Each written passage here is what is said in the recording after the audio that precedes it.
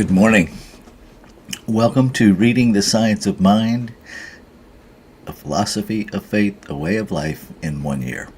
I'm Reverend Rafe Ellis, Senior Minister and Spiritual Leader at the Center for Spiritual Living Common Ground in Central Maryland. Today is January 5th. Let's see what we're reading this morning. That in. There we go. So this morning we're reading from page 26, paragraph 6 through page 28, paragraph 3. The universe never plays favorites. We are so used to the thought that if we mix certain colors, we get certain other colors, that we do not realize we are dealing with a principle. We know that whatever blends these particular colors will get the same results, but we do not know why. The wisest person living does not know why. We do not have to stretch our credulity anymore in metaphysics. We think of metaphysics, perhaps, as something that only the most profound thinkers have known about.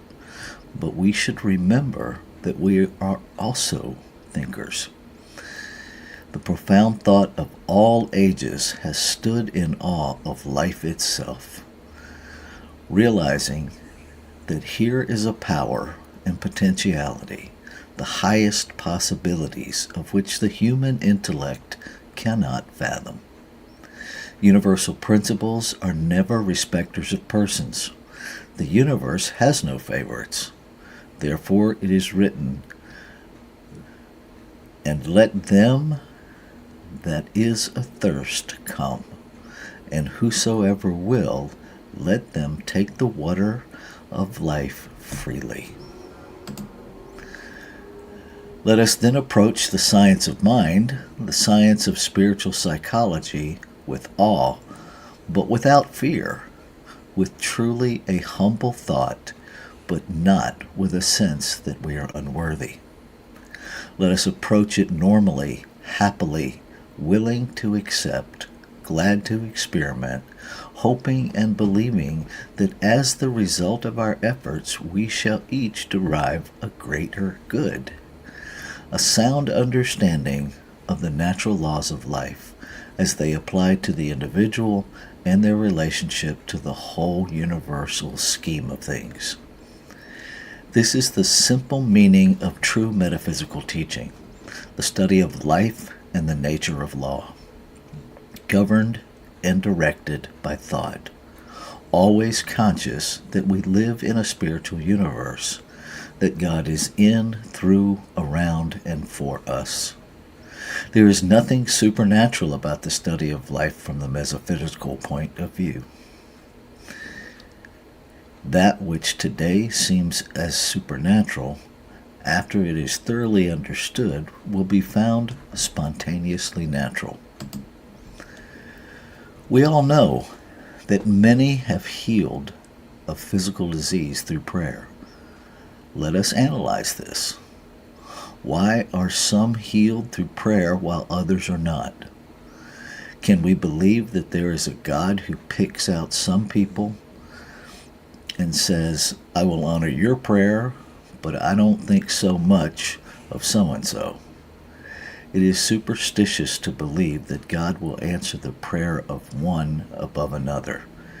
Jesus said that God maketh the sun to rise on the evil and on the good, and sendeth rain on the just and the unjust. Matthew chapter 5, verse 45. Some people have been healed through prayer while others have not. The answer is not that God has responded to some and not others, but that some have responded to God more than others. Their prayer, their thought, has responded by corresponding. The answer to prayer is in the prayer. But what is prayer? A prayer is a movement of thought within the mind of the one praying. along a definite line of meditation that is for a specific purpose. What is mind? No person living knows. We know a great deal about the mind, but not what it is. By mind, we mean consciousness. We are now using it. We cannot locate mind in the body, for while the body is a necessary vehicle for consciousness, while we are here, it is not consciousness. We cannot isolate mind. All we know about it is not what it is, but what it does. And the greatest philosophers who ever lived knows no more than this, except that they may tell us more of how it works.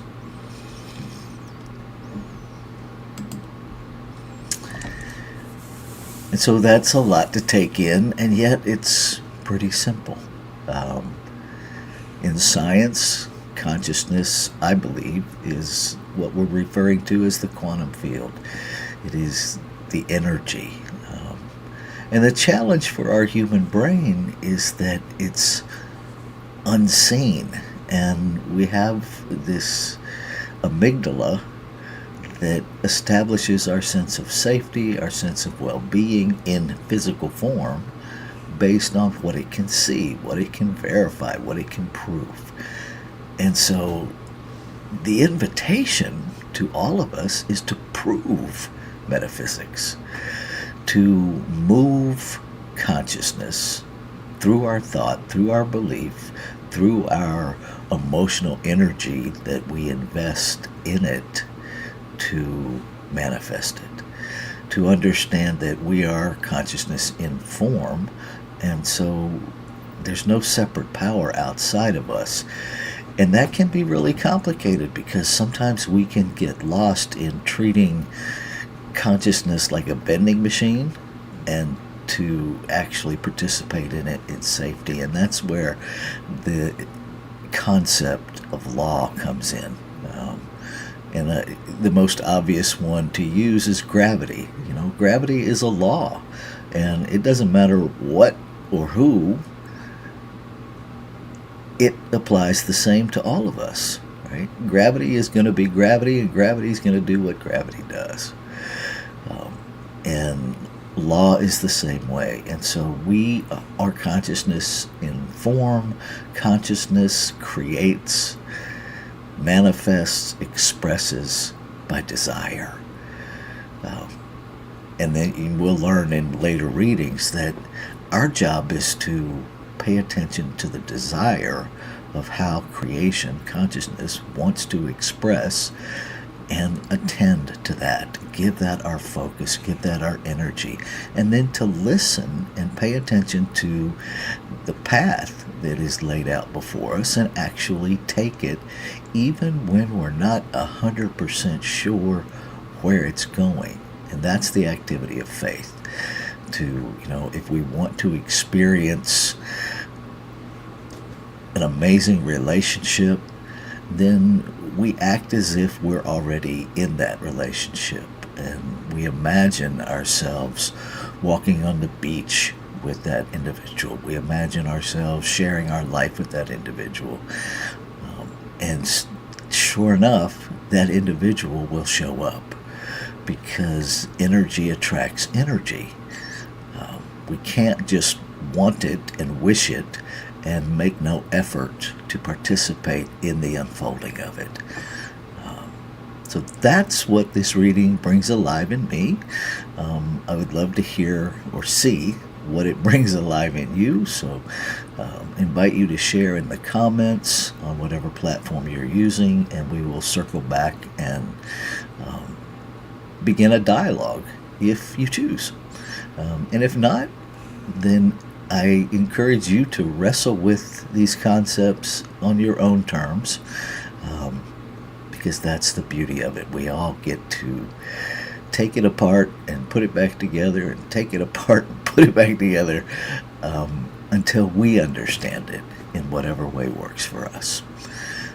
So I'm going to take us into our time of meditation and contemplation. It's simply a 5-minute practice of being present with whatever is, whatever comes.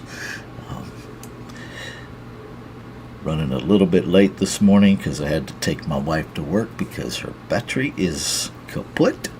So here we go. Get that out where I can put my timer on.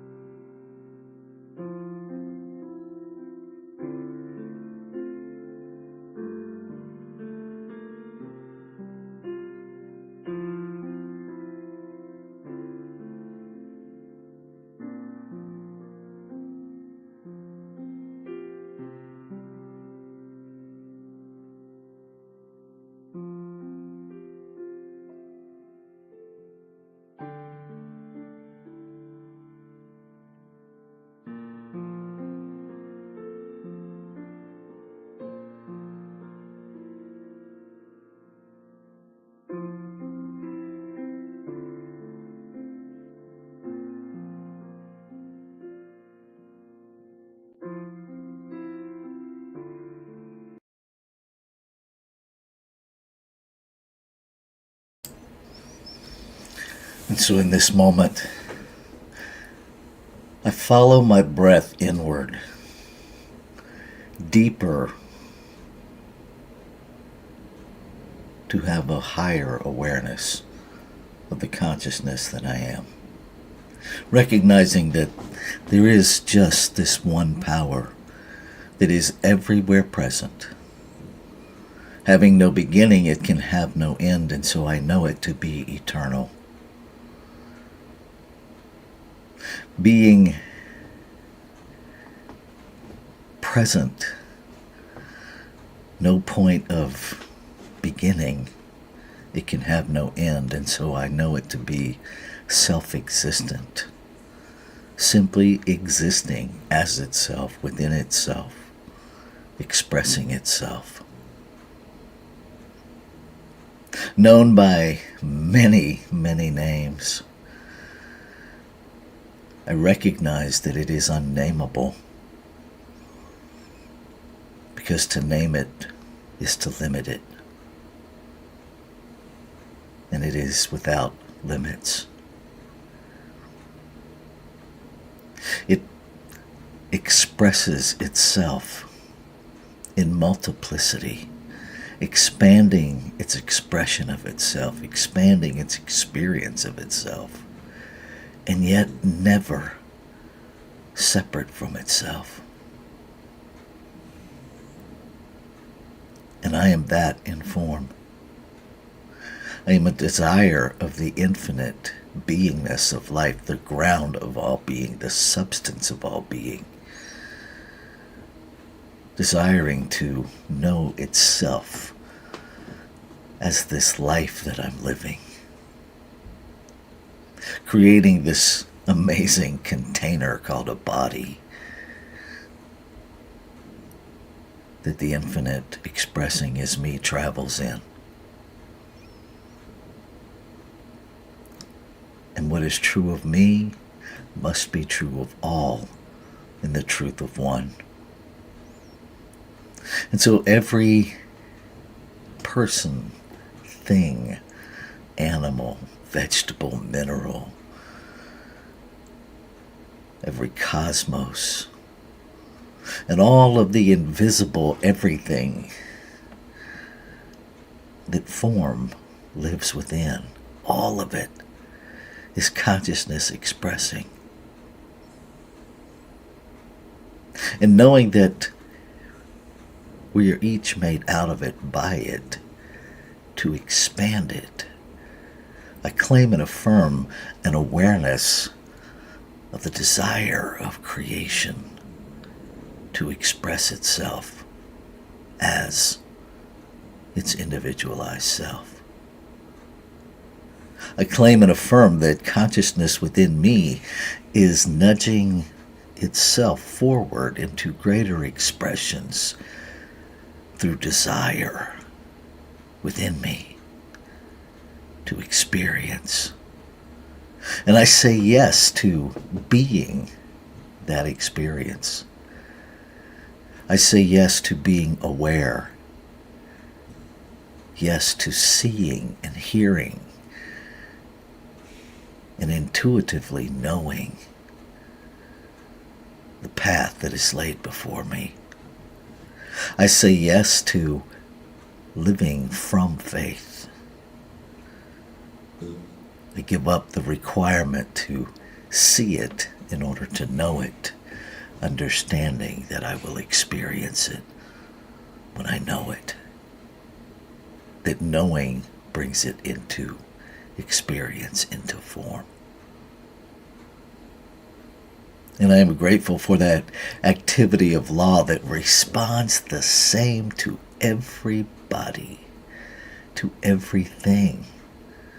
That activity of doing within this triune nature of creation that simply receives the desire and using the infinite possibility and substance of creation itself makes it happen. Makes it happen in ways that the human me can never imagine. that are beyond my human capacity. And yet I experience it every day. And so I celebrate that activity of law. I celebrate that it responds to all alike, bringing each of us closer and closer into alignment with its divine self, clearing away every thought, every idea that is out of alignment with the truth of being, because this infinite, one of the laws is it cannot act against itself. And that we have the power of choice. The human agenda is sometimes out of alignment with spiritual truth, and law makes that available to see and to know and to shift. And so in the reciprocity of manifesting, I receive, open-mindedly receive and accept that everything mirrored back to me is the activity of thought expressing. And I let go of any sense of separation between my thought and another's thought, and simply receive it in the wholeness of creation itself, in the wholeness of one body. And I continuously release all thoughts of limitation, release all ideas of lack, release all fear and doubt, and return to that faith, the substance of things not seen, the evidence of things hoped for. I release, I release, I release, returning to a greater and greater experience of truth over and over again. Ashe. Shalom. Aho. Amin. Amen. And so it is. Namaste.